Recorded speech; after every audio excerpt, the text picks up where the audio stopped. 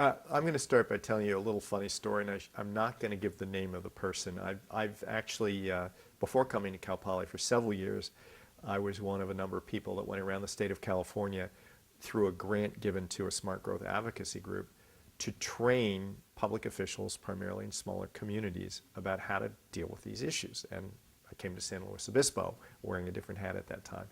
And one of the presenters was the mayor of a city in Northern California, who proudly said, I care so much about smart growth, I approve one big box a year on the perimeter of my town to help pay for it.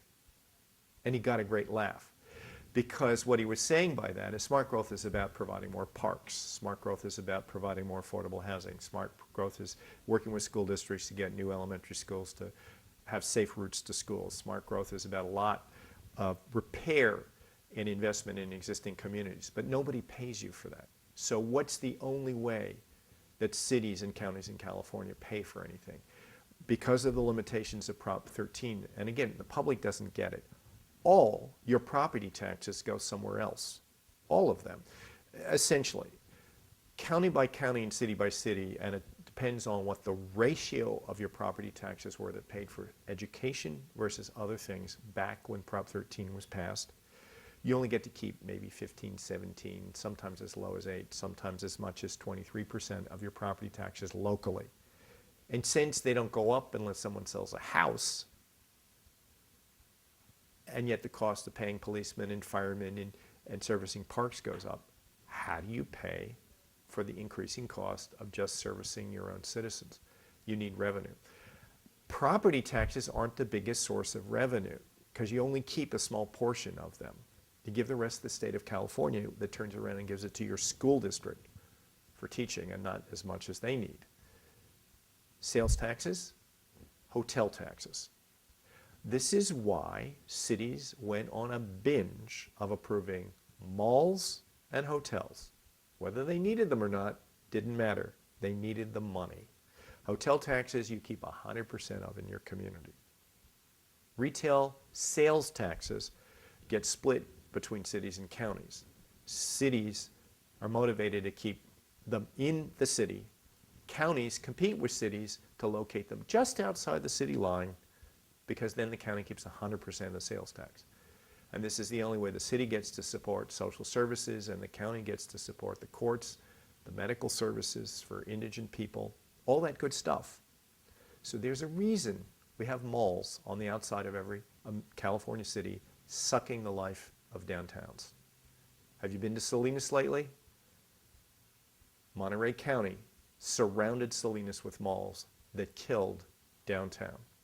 We had that same debate about the project in our own community, about a large parcel of land that's currently in the county, where we were presented the choice of approving uses on it that would be high sales tax generators and bringing that into the city or not.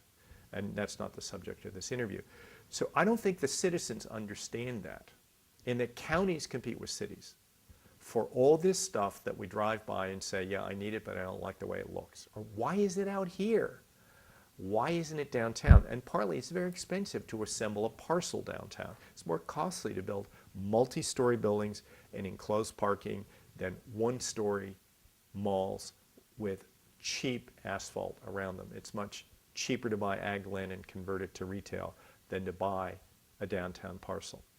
That's why California looks the way it does. And if we can't educate the citizens about that, we haven't started. Therefore, what you do to become an exception to that is keep your downtown vital, but recognize it costs a lot more to do that, and you need a lot more help from the very private developers you want to come into your downtown. You give them concessions, you give them incentives, you try and create long-term financing relationships. In some cases, you even agree to help float public bonds to help make their projects work, because it's the right thing to do. Because if you don't, they're going to go out in the county. Maybe not the same developer. Most of the people that work in office buildings in San Luis Obispo work out the Broad Street corridor. So, you know, that's, to me, aesthetically a challenged area.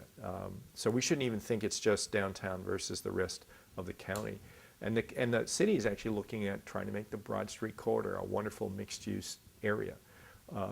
So, gave you a long answer, but it's a complex problem. And if we think we can just sit down and demand what we want downtown, and it'll arrive, and it'll benefit us, I think we're kidding ourselves. And we're watching as some communities in California actually were mortally wounded because they failed to figure out strategically how to attract development downtown. It went to the perimeter, it went right outside their jurisdictional lines. It created all the demand for housing and services right outside their boundaries, and none of the tax base to service that. So the California has a California League of Cities, and they're very actively trying to figure out, along with the counties, how to address the long-term issue of how we tax and spend in California. Citizens should be involved in that one. Short-term, do everything you can to attract high-quality developers downtown and recognize they have choices, so negotiate from that standpoint with them.